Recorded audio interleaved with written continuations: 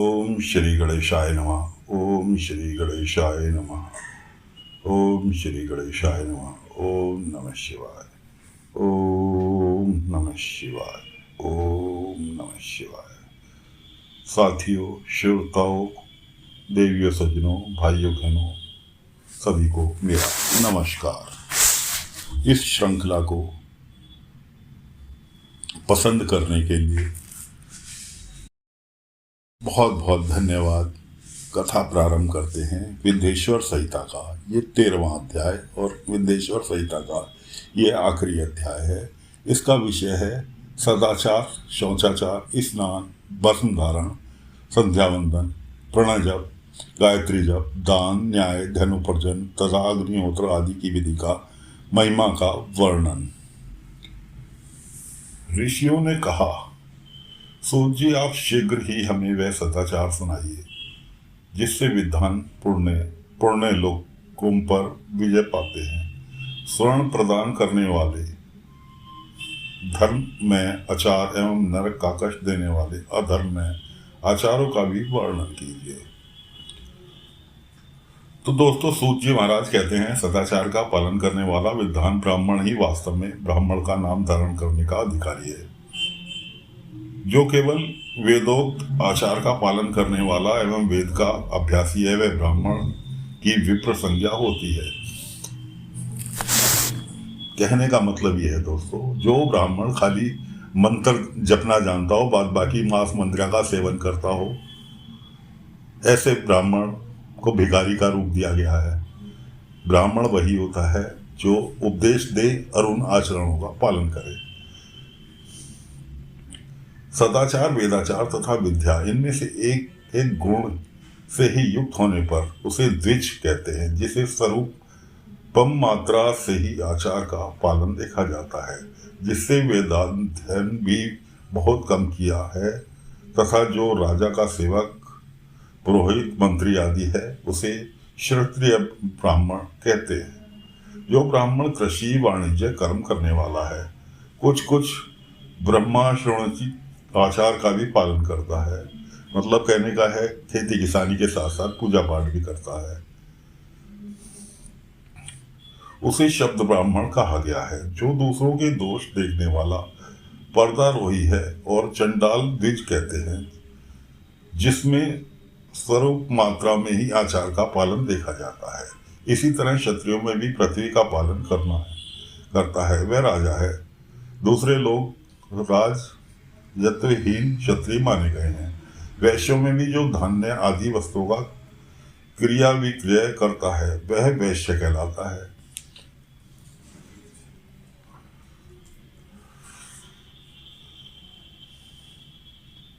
जो ब्राह्मणों, क्षत्रियों तथा वैश्यों में सेवा में लगा रहता है, वही वास्तव में शूद्र कहलाता है। जो शुद्ध हल जोतने का काम करता है, उसे वृषल समझना चाहिए। सेवा, शिल्प और कर्षण के भिन्न वृत्तियों का आश्रय लेने वाले शूद्र दस्यु कहलाते हैं। इस सभी वर्णों के मनुष्यों को चाहिए कि ब्रह्म मुहूर्त में उठकर पूर्वाभिमुख हो, सबसे पहले देवताओं का, फिर धर्म का, अर्थ का, उसकी प्राप्ति के लिए उठाए जाने वाले क्लेशों तथा आय और व्यय का भी चिंतन करें। रात के पिछले पहर को उस काल जानना चाहिए। उस अंतिम पहर का जो आधा या मध्य भाग है, उसे संधि कहते हैं। उस संधि काल में उठकर द्विज को मूल रूप आदि का त्याग करना चाहिए। कहने का मतलब यह है दोस्तों, मैं समझता हूँ आदि भाषा आपकी समझ से बाहर है, लेकिन समझाने के लिए ही ये कथा हिंदी रूपांतरण में आपको पेश कर रहा हूँ। इसलिए सुबह के जो कहा गया है, सुबह उठकर मतलब 5 बजे से पहले अपना स्नान, दान, लैट्रिन, बाथरूम सब हो लेना चाहिए। घर से दूर जाकर बाहर से अपने शरीर को ढके रखकर दिन में उत्तराभिमुख बैठकर मलमूत्र का त्याग करें। यदि उत्तराभिमुख बैठने में कोई रुकावट हो तो दूसरी दिशा की ओर मुख करके बैठे। जल, अग्नि, ब्राह्मण आदि तथा देवताओं का सामना बचा कर बैठे, मतलब जल अग्नि वगैरह से बच के बैठे। मल त्याग कर उठने पर फिर उसे मल को ना देखे, मतलब लेटरिन बाथरूम करने के बाद उसको नहीं देखना चाहिए। तदनंतर जलाशय से बाहर निकलते हुए जल से ही गुदा की शुद्धि करे। समझ गए होंगे आप, गुदा की शुद्धि करे, लैट्रिन धोने का काम बताया गया है। अथवा देवताओं, पितरों तथा ऋषियों के तीर्थों में उतरे बिना ही प्राप्त किए हुए जल से शुद्धि करनी चाहिए। कहने का मतलब है, किसी मंदिर के पास से बह के जल आ रहा हो तो उसका इस्तेमाल नहीं करे, वो जल अमृत के समान होता है। गुदा में 7, 5 या 3 बार मिट्टी लगाकर उसे धोकर शुद्ध करे। लिंग में कंकोड़े के फल के बराबर मिट्टी को लेकर लगाए और उसे धो दे, परंतु गुदा में लगाने के लिए एक पत्थर मिट्टी की आवश्यकता होती है। लिंग और गुदा की शुद्धि के पश्चात उठकर अन्यंत्र जाए और हाथ पैरों की शुद्धि करके 8 बार कुल्ला करे। दोस्तों, ये क्रिया आपको लेटरिन से आने के बाद की बताई जा रही है, हाथ पैर धोने की। कोरोना में नहीं बताया, कोरोना में तो मुंह पर डांट लगा लिया और 10 बार हाथ धोने के लिए बताया। यह है असली शुद्धिकरण। जिस किसी वृक्ष के पत्ते से अथवा उसके पतले काष्ठ से जल के बाहर दत्वन करना चाहिए, उस समय तर्जनी उंगली का उपयोग न करे। वह दंत शुद्धि का विधान बताया गया है। तदंतर जल समाधि संबंधी देवताओं को नमस्कार करके मंत्र पाठ करते हुए जलाशय में स्नान करे। आपो ही इच्छा इत्यादि मंत्र से पाप शक्ति के लिए सिर पर जल छिड़के तथा यस्य क्षमा इस मंत्र को पढ़कर पैर पर जल छिड़के इस संदीप प्रेषोक कहते हैं। आपो हिष्टा इत्यादि मंत्र में 3 त्रचाएं हैं और प्रत्येक त्रचा में गायत्री छंद के 3-3 चरण हैं। इसमें प्रथम त्रचा के 3 चरणों का पाठ करते हुए क्रमशः पैर, मस्तक और हृदय में जल छिड़के। दूसरी त्रचा में 3 चरणों में पढ़कर क्रमशः मस्तक, हृदय और पैर में जल छिड़के तथा तीसरी त्रचा में 3 चरणों का पाठ करते हुए क्रमशः हृदय, पैर और मस्तक का जल से प्रोक्षण करे। इसे विद्वान पुरुष मंत्र स्नान मानते हैं। प्रातःकाल सूर्य श्रव या मनुश्रव इत्यादि सूर्यानुवाक से तथा सायंकाल अग्नि श्रव व मनुश्रव इत्यादि अग्नि संबंधी अनुयाय से जल का आचमन करके पुण्य जल से अपने अंगों को प्रोक्षण करे। मध्याह्न काल में भी आप पुनः इस मंत्र से आचमन करके पूर्वतः प्रोक्षण या मार्जन करना चाहिए। प्रातःकाल की संध्योपासना में गायत्री मंत्र का जप करके 3 बार ऊपर की ओर सूर्यदेव को आराध्य देने चाहिए। ब्राह्मणों मध्याह्न काल में गायत्री मंत्र के उच्चारण पूर्वक सूर्य को ही अर्घ्य देना चाहिए। फिर सायंकाल आने पर पश्चिम की ओर मुख करके बैठ जाएं। पृथ्वी पर ही सूर्य के लिए अर्घ्य दें, ऊपर की ओर नहीं। प्रातःकाल और मध्याह्न काल के समय अंजलि में जल लेकर अंगुलियों की ओर सूर्य देव के लिए आराध्य दें। फिर अंगुलियों को छिद्र से ढकते हुए सूर्य को देखें और उसके लिए स्वतः प्रदक्षिणा करके शुद्ध आचमन करें। सायंकाल में सूर्यास्त से 2 घड़ी पहले ही हुई संध्या निष्फल होती है, क्योंकि वह साय संध्या का समय नहीं है। ठीक समय पर ही संध्या करनी चाहिए, ऐसी शास्त्र की आज्ञा है। यदि संध्यापासना के लिए बिना दिन बीत जाए, जो प्रत्येक समय के लिए क्रमशः प्रायश्चित करनी चाहिए। यदि एक दिन बीते तो प्रत्येक बीते हुए सायंकाल के लिए नित्य नियम के अतिरिक्त 100 गायत्री मंत्र का अधिक जाप करे।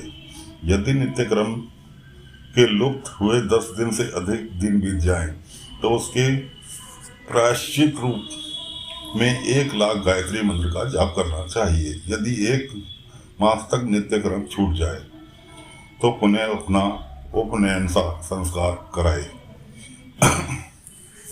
अर्ध सिद्धि के लिए ईश, गौरी, कार्तिकेय, विष्णु, ब्रह्मा, चंद्रमा और यम का तथा ऐसे ही अन्य देवता का भी शुद्ध जल से तर्पण करे।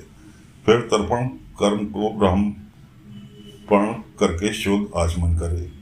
तीर्थ के दक्षिण प्रशस्त में, मठ में, मंत्रालय में, देवालय में, घर में अथवा अन्य किसी नियत स्थान पर आसन पर स्थिरता पूर्वक बैठकर विद्वान पुरुष अथवा अपनी बुद्धि की स्थिर करे संपूर्ण देवताओं को नमस्कार करके पहले प्रणव कर जप करने के पश्चात गायत्री मंत्र और आवृत्ति करे।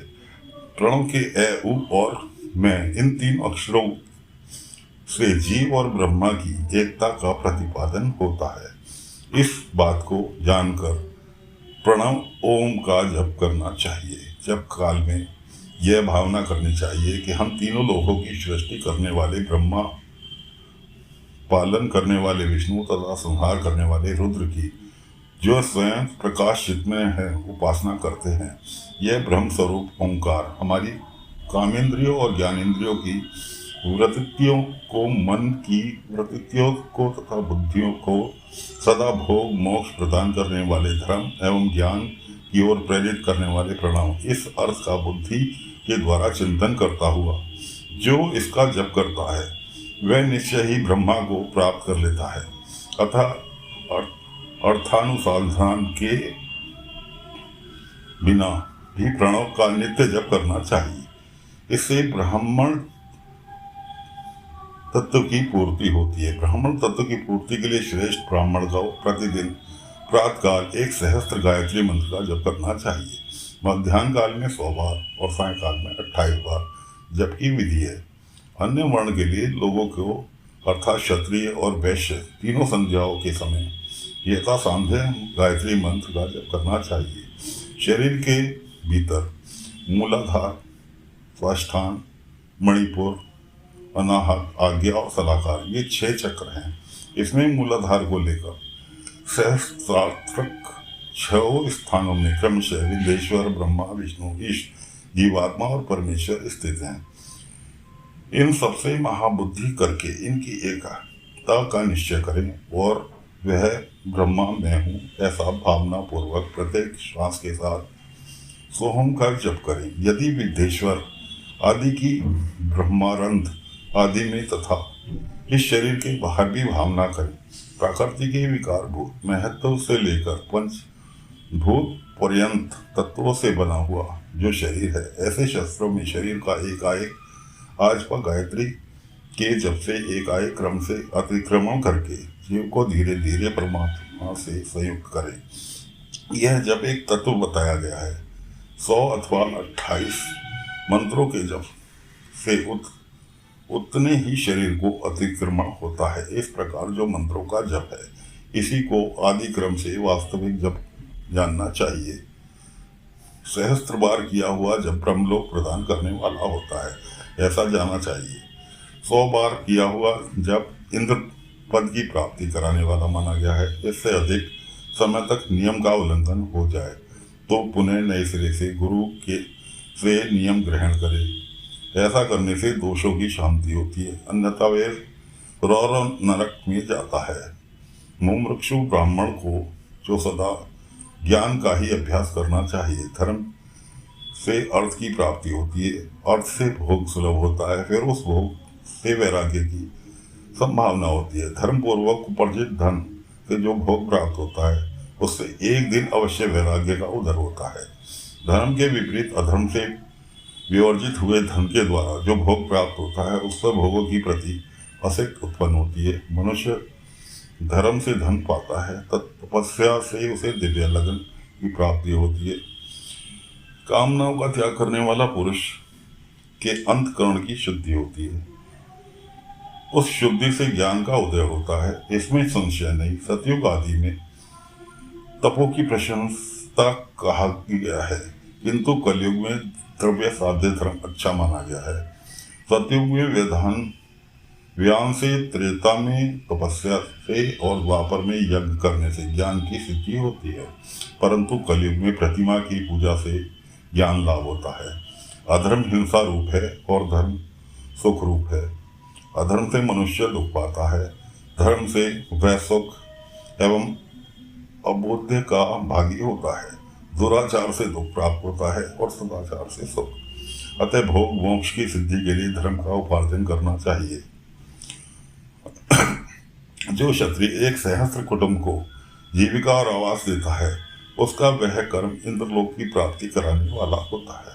10,000 कुटुंब को दिया हुआ आश्रय दान ब्रह्मलोक प्रदान करता है। धनहीन पुरुष सदा तपस्या का उपार्जन करे, क्योंकि तपस्या और तीर्थ सेवन से अक्षय सुख पाकर मनुष्य का उपभोग करता है। अब मैं न्याय तय धन के उपार्जन की विधि बता रहा हूँ। न्यायोपार्जित धन का दान करने से दाता को ज्ञान की सिद्धि प्राप्त होती है। ज्ञान सिद्धि द्वारा सब पुरुषों को गुरु कृपा मोक्षा सिद्धि सुलभ होती है। मोक्ष से स्वरूप की सिद्धि प्राप्त होती है, जिससे मुक्त पुरुष परमानंद का अनुभव करता है। गृहस्थ पुरुष को चाहिए कि वह धन धान्य आदि सब वस्तुओं का दान करे। वह तृष्णा निवृत्त के लिए जल तथा शिक्षा रूपी रोग की शांति के लिए सदा अन्न का दान करे। खेत धान्य कच्चा अन्न तथा भक्ष्य भोज लेहा और चौपे, ये 4 प्रकार के सिद्ध अन्न दान करने चाहिए। जिसके अन्न को खाकर मनुष्य जब तक कथा श्रवण आदि सधर्म का पालन करता है, उतने समय तक उसके किए पूर्ण फल का आधा भाग दाता को मिल जाता है। इसमें संशय नहीं है। दान लेने वाला पुरुष दान में प्राप्त हुई वस्तुओं का दान तथा तपस्या करके अपनी प्रजनित पाप की शुद्धि कर लेता है, अन्यथा उसे रौरव नामक नरक में गिरना पड़ता है। अपने धन के 3 भाग करे, 1 भाग धर्म के लिए, दूसरा भाग वृद्धि के लिए तथा तीसरा भाग अपने उपभोग के लिए।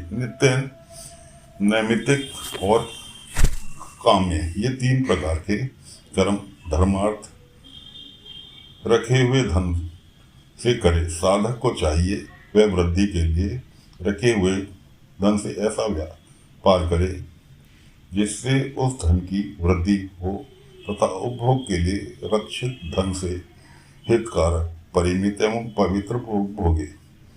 खेती से पैदा हुए धन का 10वां अंश दान कर दे, इससे पाप की शुद्धि होती है। शेष धन से धर्म बुद्धि एवं उपभोग करके अन्यथा वह रौरव नरक में पड़ता है, अथवा उसकी बुद्धि पापपूर्ण हो जाती है या खेती ही चौपट हो जाती है।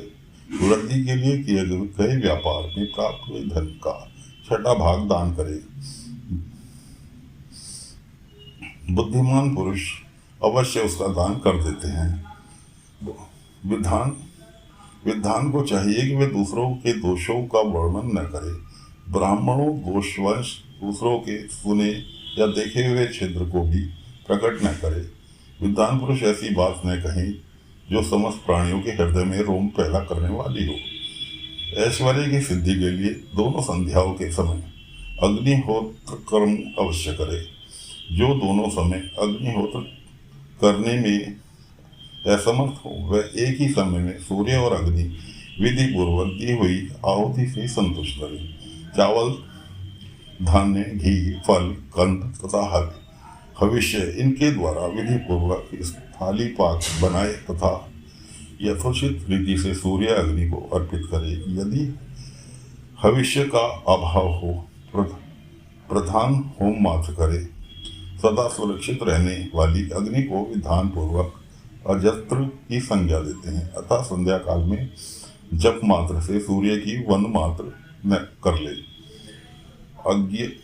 आत्मज्ञान की इच्छा वाले तथा धनार्थी पुरुषों को भी इस प्रकार विधिवत उपासना करनी चाहिए, जो सदा ब्रह्म यज्ञ में तत्पर होते हैं, देवताओं की पूजा में लगे रहते हैं, नित्य अग्नि पूजा एवं गुरु पूजा में अनुरक्त होते हैं तथा ब्राह्मणों को प्राप्त किया करते हैं। वे सब लोग स्वर्ग के भागी होते हैं।